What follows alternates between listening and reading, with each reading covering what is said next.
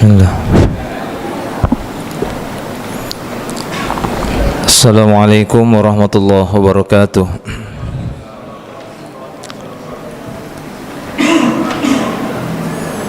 Innal hamdalillah nahmaduhu wa nasta'inuhu wa nastaghfiruh wa na'udzu billahi min syururi anfusina wa min sayyiati a'malina. Man yahdihillahu fala mudilla lahu wa man yudlil fala hadiyalah. Asyhadu an la ilaha illallah wahdahu la syarika lah wa asyhadu anna Muhammadan abduhu wa rasuluh. Ya ayyuhalladzina amanu taqullaha haqqa tuqatih wa la tamutunna illa wa antum muslimun. Ya ayyuhan nasu taqu rabbakum alladzi khalaqakum min nafsin wahidah wa khalaqa minha zawjaha wa batha minhuma rijalan katsiran wa nisaa.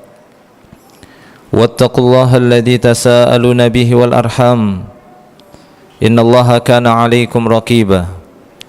Ya ayyuhalladzina amanu taqullaha wa qulu qawlan sadida yuslih lakum a'malakum wa yaghfir lakum dhunubakum wa may yuti'illaha wa rasulahu faqad faza fawzan 'azima. Amma ba'd. Fa inna asdaqal hadithi kitabullah wa khairal hadi hadi Muhammadin sallallahu alaihi wasallam wa syarrul umuri muhdatsatuha wa kullu muhdatsatin bid'ah wa kullu bid'atin dhalalah wa kullu dhalalah finnar. Ma'asyiral muslimin wal muslimat rahimani wa rahimakumullahu jami'an.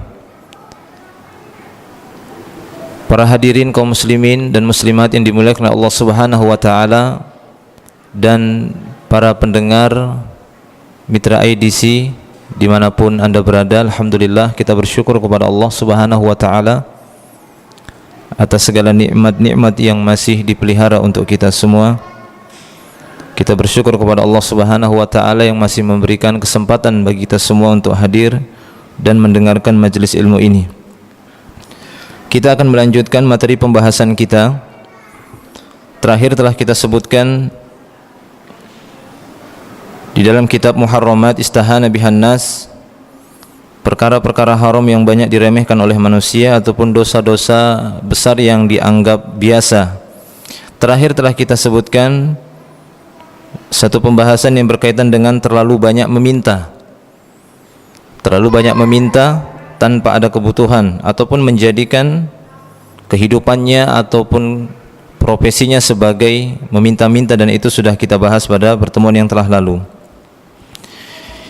Yang berikutnya kata mu'alif di sini dari pembahasan yang merupakan perkara keharaman yang banyak diremehkan oleh manusia, yaitu berkaitan dengan hutang. Beliau berkata dan memberikan judul pada pembahasan kali ini, yakni al-istidanah bidainin la yuridu wafa'ahu. Al-istidanah bidainin la yuridu wafa'ahu, yaitu berhutang akan tetapi dengan niat tidak mau membayarnya. Banyak berhutang akan tetapi tidak mau membayarnya, dengan niat tidak mau membayarnya. Maka ikhwani fiddin rahimani wa rahimakumullah wa iyyakum jami'an, hutang piutang adalah perkara yang disebutkan di dalam syariat Islam merupakan perkara muamalah,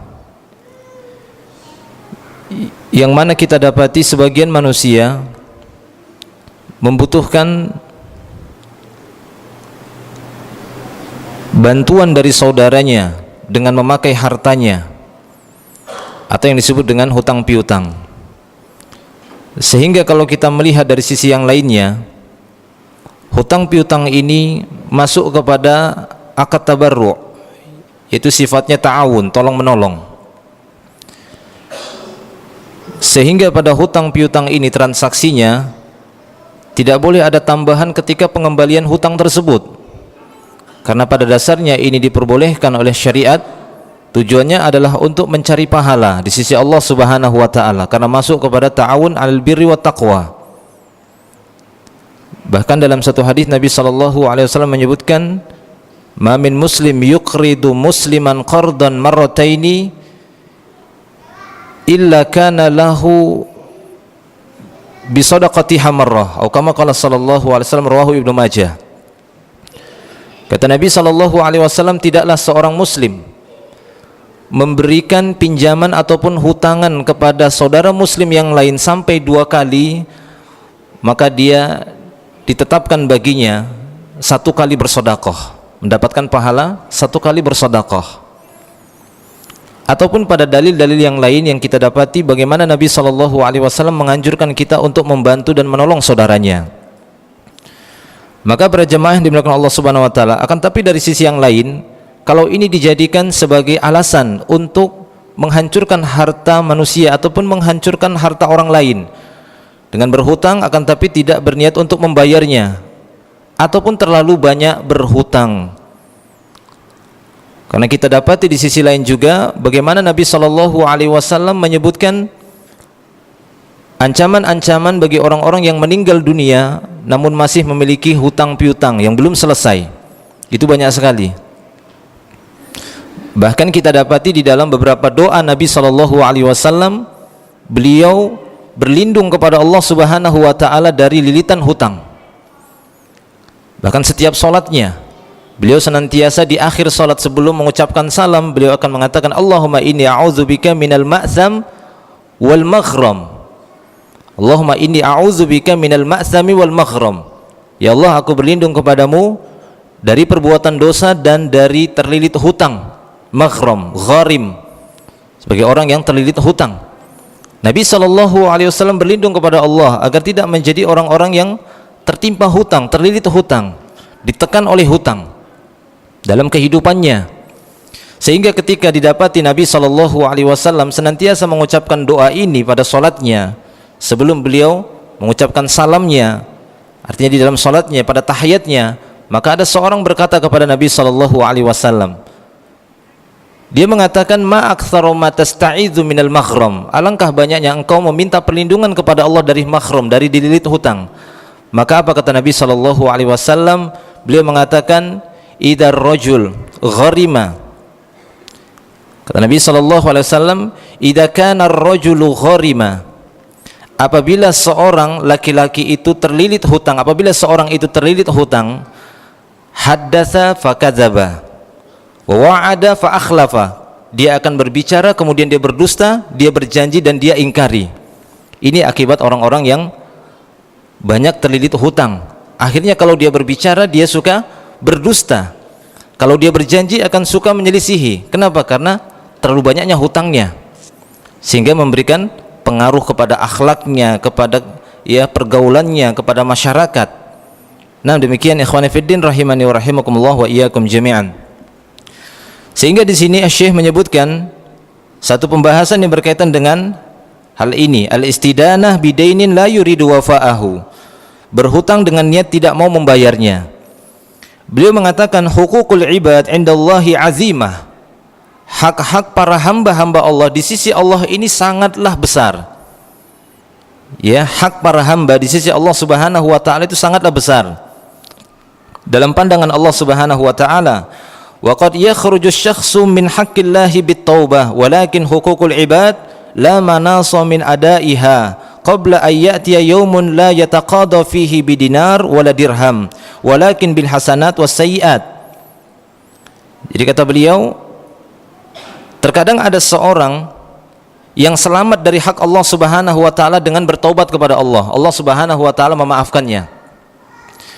Akan tetapi berkaitan dengan hak-hak para hamba, maka tidak bisa lari sampai datang nanti satu hari, yaitu pada hari kiamat, ketika tidak ada lagi dinar dan dirham di sana, kecuali yang berlaku adalah al-hasanat was-sayyi'at.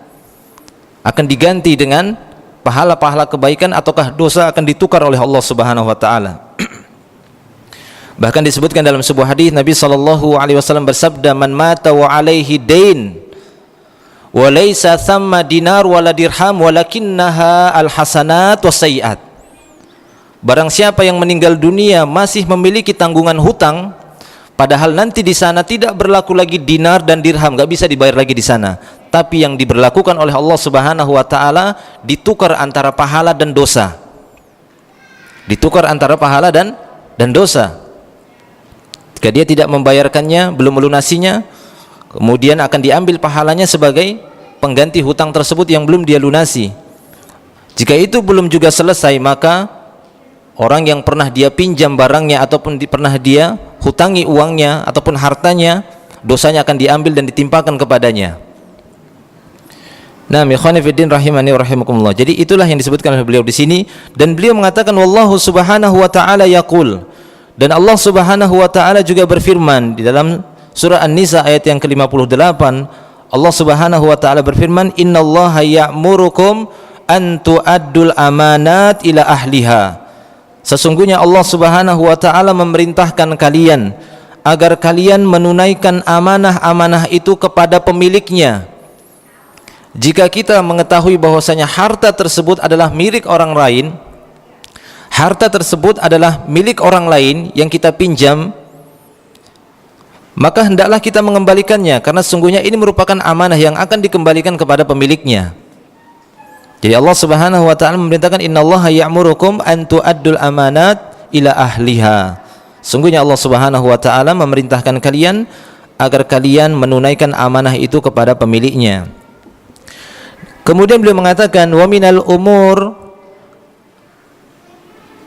al-mutaqasyiyah fil mujtama', di antara perkara yang sudah banyak merajalela di tengah-tengah masyarakat, kata beliau, atasahul fil istidanah, yaitu bermudah-mudahan untuk berhutang.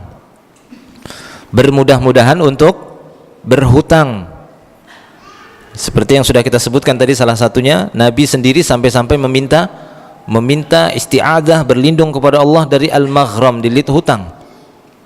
Ini belum kita lihat ya hadis-hadis yang lainnya yang mana Nabi SAW banyak berbicara tentang hutang piutang ini. Nah, kata beliau, di antara perkara yang banyak sekali tersebar di tengah-tengah masyarakat, perkara yang sudah mutaqasyiyah, itu merajalela, at-tasahul fi istidana yaitu bermudah-mudahan di dalam berhutang. Wa ba'dun nas la yastadinu lil hajah al-masah, bahkan ada di antara manusia atau sebagian dari manusia, mereka berhutang bukan untuk satu kebutuhan yang sangat mendesak. Ya, bukan untuk satu kebutuhan yang mendesak. Bukan berarti hutang itu tidak boleh, kan begitu ya. Bahkan kita dapati Nabi SAW pernah berhutang. Tapi untuk apa beliau SAW berhutang? Apakah untuk berbangga-bangga dengan harta dunia? Tidak. Untuk urusan perut. Beliau menggadaikan, karena gadai juga masuk kepada bab hutang piutang. Beliau menggadaikan baju perangnya kepada seorang Yahudi hanya untuk mendapatkan beberapa potong roti. Subhanallah. Hanya untuk mendapatkan beberapa potong roti. Ini menunjukkan bahwasanya jika memang di sana ada satu kebutuhan yang sangat mendesak, satu perkara yang sangat darurat, maka tidak mengapa, walaupun tetap orang tersebut berniat untuk membayarnya.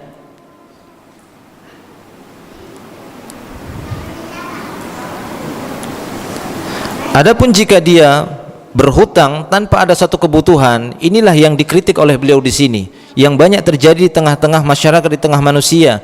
At-tasahul fil istidana, ba'dun nasi la yastadinu li hajatil masa. Sebagian manusia banyak yang berhutang bukan untuk satu kebutuhan yang sangat mendesak. Wa innama, kata beliau, wa innama yastadinu rukhbatan fit tawassu' wa mujaratil akharin fi tajdidil markab wal asas wa nahwi dzalika minal mata'il fani wal hitamiz zail. Akan tetapi mereka berhutang hanya semata-mata untuk bermewah-mewahan saja. Tawassu, untuk bermewah-mewahan saja, bukan untuk satu kebutuhan yang sangat mendesak, sebagaimana yang dicontohkan oleh Nabi SAW ataupun yang lainnya. Ya, akan tetapi hanya untuk sebatas bermewah-mewahan saja. Mungkin mereka berhutang, kan begitu ya, untuk beli sendal berhutang. Ini untuk bermewah-mewahan atau tidak ini? Ya, kita dapati ya zaman sekarang ini, seperti yang kajian yang pernah saya sampaikan juga sebelumnya di sini ya, pada kajian Umhat secara khusus, kita dapati segala sesuatu di rumahnya itu dit dan tang semuanya. Iya, tempat tidur kalau dinaikin dit kredit, lemari tang hutang, kan gitu ya. meja makan, dit-dit juga, semuanya. Alhamdulillah bukan pakaian-pakaian yang serius juga, tang-tang, dit-dit, wah itu payah juga sudah. Kalau sampai pakaian-pakaian ya itu pun juga maksudnya Masya Allah. Nah demikian ya ikhwani fiddin rahimani wa rahimakumullah. Demikian juga yang banyak terjadi yaitu ya rumah, kendaraan, sehingga kata beliau di sini tadi gitu ya, wa inna ma yastadinu rukhbatan fit tawassu. Jadi memang berhutang itu hanya untuk bermewah-mewahan saja. Wa mujaratil akharin fi tajdidil markab wal asas wa nahwi dzalik minal mata'il fani, ataupun berhutang hanya semata-mata ingin menandingi tetangganya. Kan gitu ya, ingin nandingi tetangganya, mungkin dalam masalah apa? Tajdidul markab, yaitu ingin ganti mobil yang baru, kan begitu ya, ataupun al asas yaitu perabotan-perabotan rumah tangga, padahal masih bisa dipakai. Ya, padahal masih bisa dipakai, akan tetapi ya demikian, bermudah-mudahan di dalam masalah berhutang ini. Padahal ini perkaranya sampai hari kiamat, sampai hari akhirat.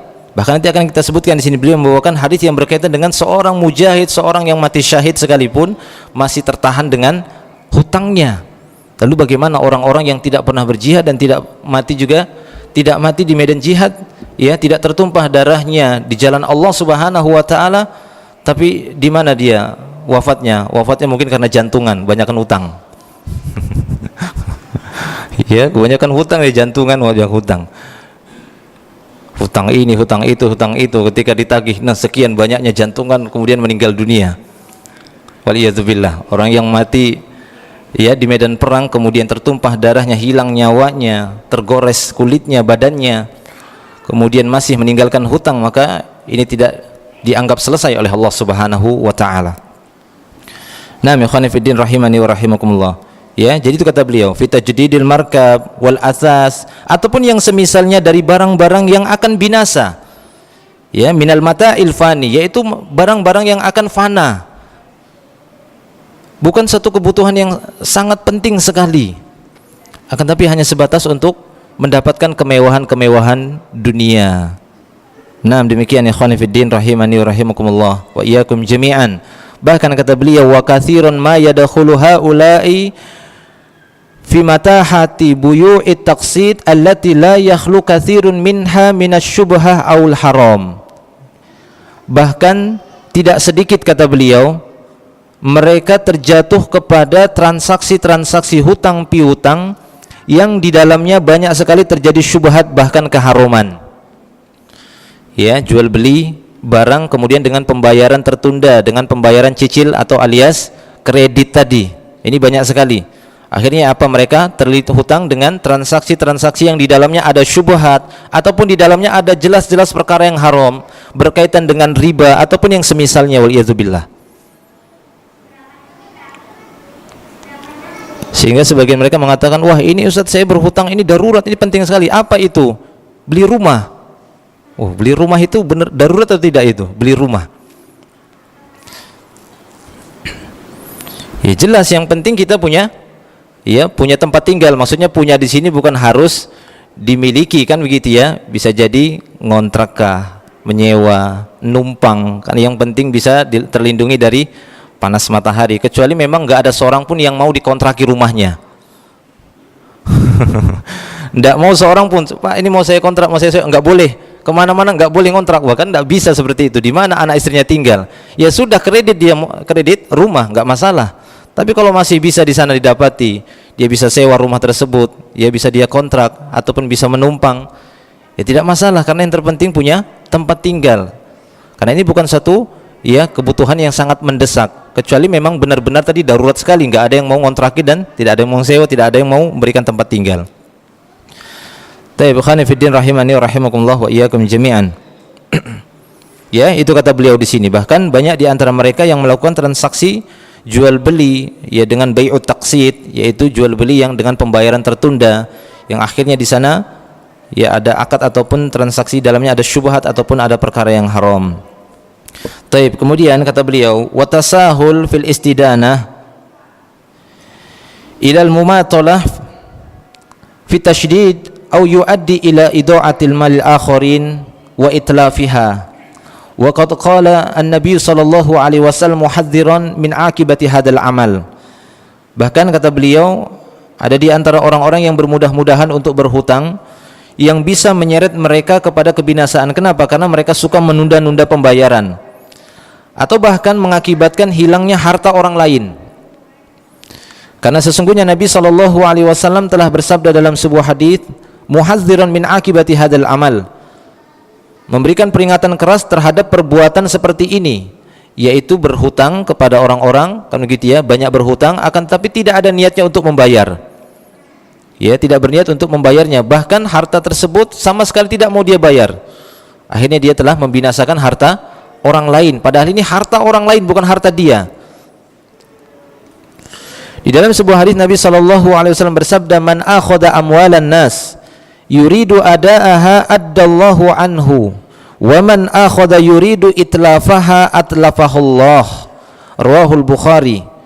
Nabi sallallahu alaihi wasallam bersabda, barang siapa yang mengambil harta manusia, maksudnya mengambil di sini mungkin dengan berhutang, itu diantaranya.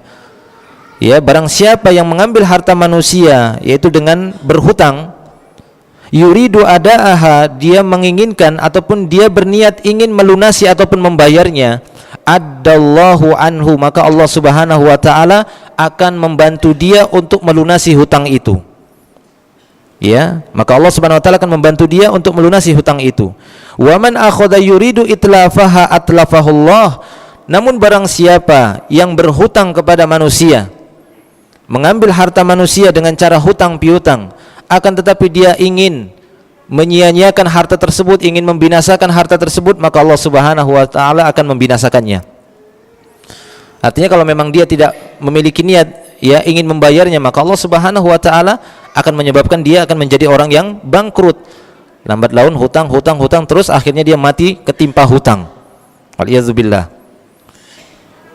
Jadi bukanlah suatu hal yang tercela ketika seorang berhutang kemudian memang dia berniat dan bersungguh-sungguh ingin membayarnya. Bahkan didapati istri-istri Nabi sallallahu alaihi wasallam setelah wafatnya Nabi, mereka banyak berhutang. Ya, istri-istri Nabi. Karena setelah wafatnya Rasulullah, mereka tidak boleh dinikahi oleh selain Rasulullah sallallahu alaihi wasallam.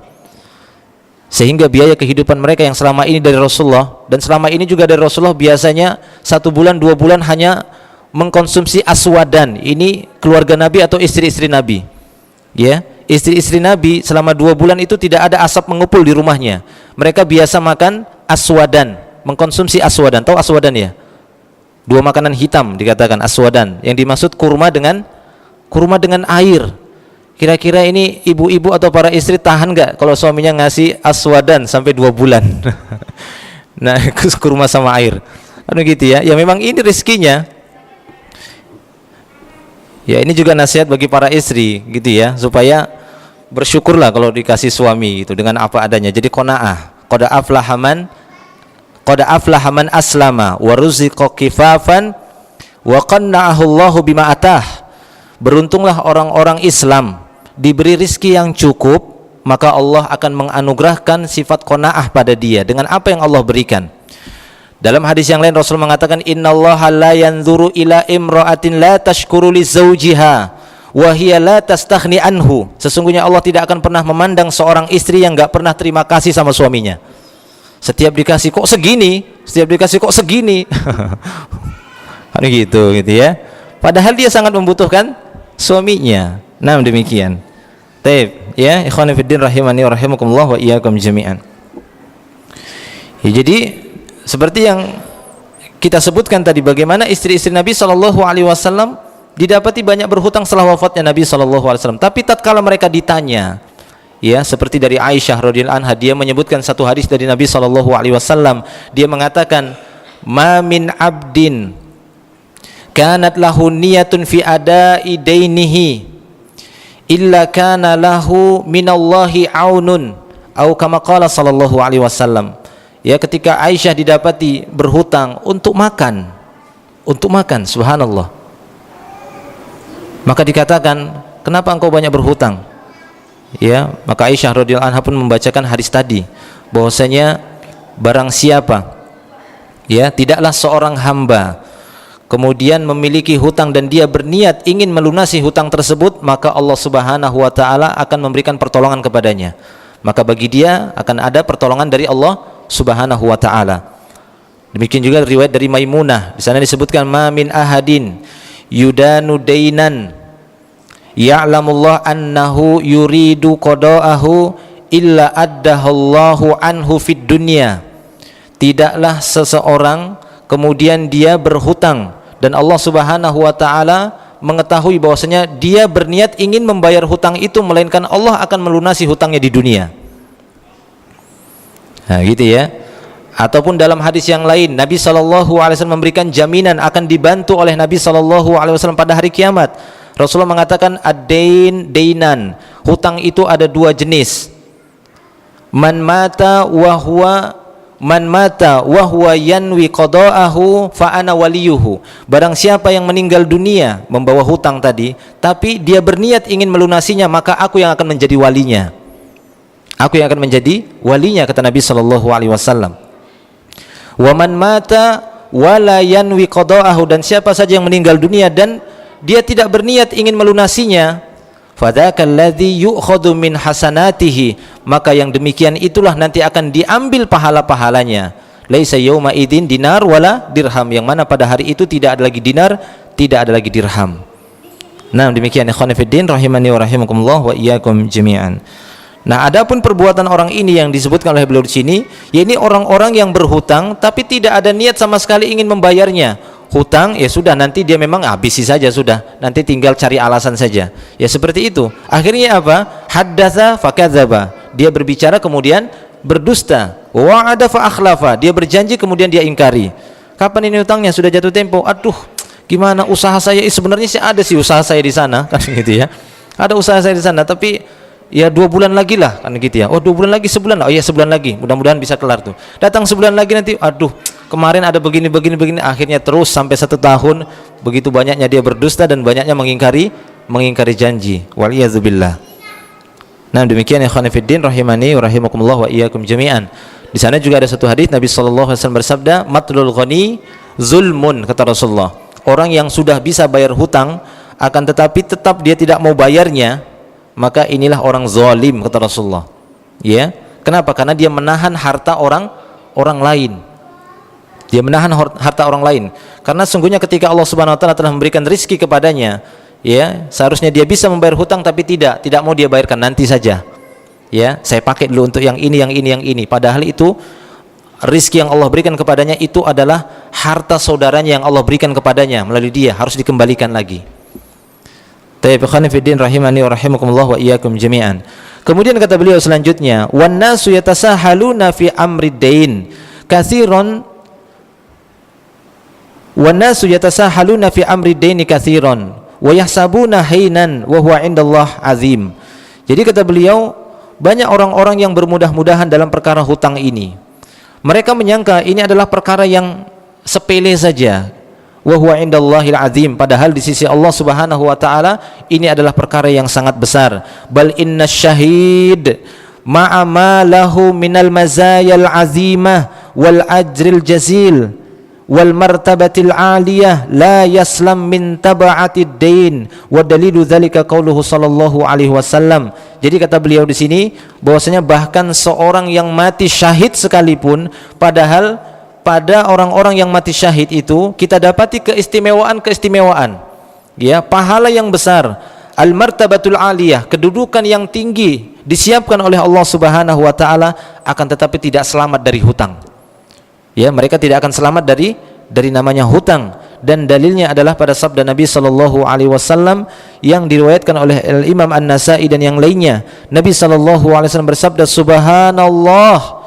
Ya, beliau sampai bertasbih kepada Allah, subhanallah, madza anzalallahu minat tasydid fid dain. Apakah yang telah Allah Subhanahu wa taala turunkan dari kerasnya ancaman terhadap perkara hutang? Sampai terkejut Rasulullah.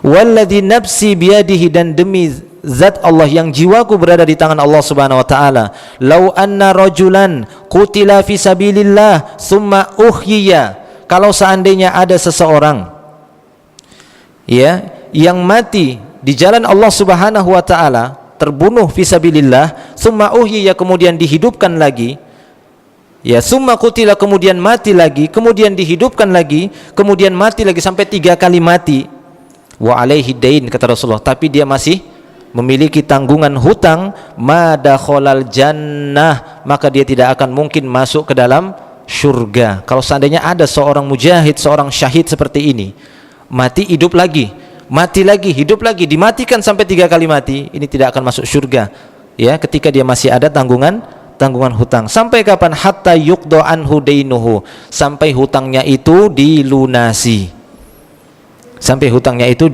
dilunasi. Nah, demikian ikhwani fiddin rahimani wa rahimakumullah wa iyyakum jami'an, sehingga beliau di akhir mengatakan fahal ba'da hadza yar'awi haula'il mutasahiluna al-mufritun, apakah ya al-mufarritun, apakah setelah mendengar pembahasan ini, setelah pembahasan ini, mereka orang-orang yang bermudah-mudahan terhadap hutang ini masih tetap juga, ya, masih tetap juga ngutang dit-dit dan tang-tang gitu ya. Ataukah mereka mencukupkan diri dengan apa yang telah Allah Subhanahu wa taala berikan, ya, hidup dengan apa yang Allah berikan, yaitu hidup dengan sikap qanaah. Karena Nabi SAW mengatakan tadi, qad aflaha man aslama, beruntung orang-orang yang Islam ini. Kenapa? Ruziqa kifafan, ketika diberi rizki yang cukup, kemudian dia sudah merasa puas dengan apa yang Allah berikan. Ya, kalau Allah Subhanahu wa taala masih memberikan dia kendaraan dengan 2 kakinya, ya sudah bersyukurlah dengan kendaraan yang ada di 2 kakinya itu dia berjalan. Kalau Allah Subhanahu wa taala memberikan kendaraan baginya, ya berupa sepeda ontel, ya sudah dengan itu saja gitu ya. Dengan sepeda motor atau dengan mobil atau dengan pesawat, ya itulah dia rezekinya. Bersyukur dengan apa yang Allah Subhanahu wa taala berikan. Jangan memaksakan diri yang akhirnya kita tidak mengetahui umur, ya, kita tidak mengetahui umur, kemudian hal tersebut bisa menghalangi kita untuk mendapatkan kemuliaan dan keutamaan di sisi Allah Subhanahu wa taala, dan akan memberatkan kita di hadapan Allah Subhanahu wa taala pada hari yang tidak berlaku lagi dinar dan dirham, kecuali al-hasanat was sayyiat, ditukarnya antara pahala dan dosa. Wallahu a'lam bishawab. Ini mungkin yang bisa kita sampaikan dari pembahasan pada pertemuan kali ini, yaitu tentang orang-orang yang bermudah-mudahan di dalam berhutang namun tidak berniat ingin membayarnya. Tapi mungkin ada yang bertanya, silahkan sebelum kita akhiri.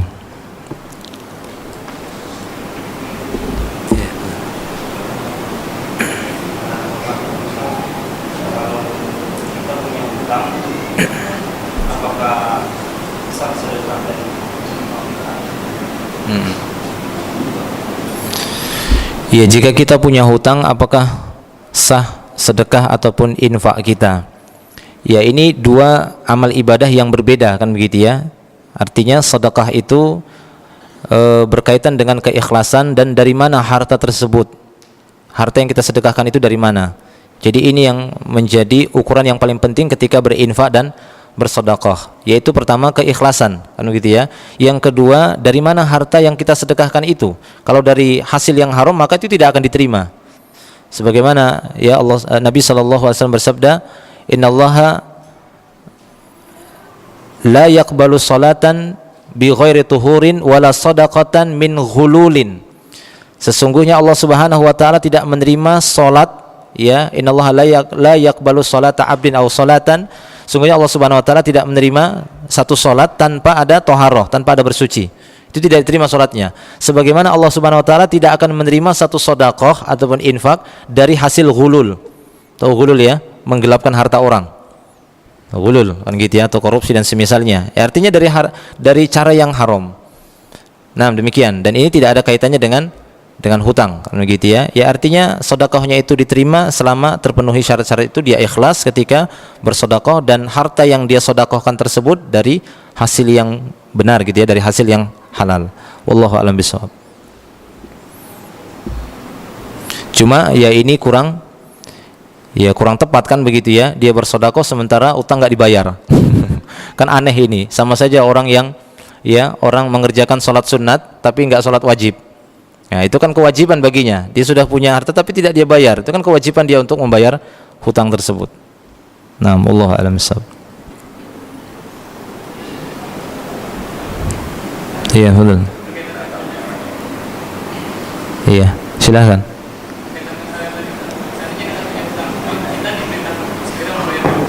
Iya.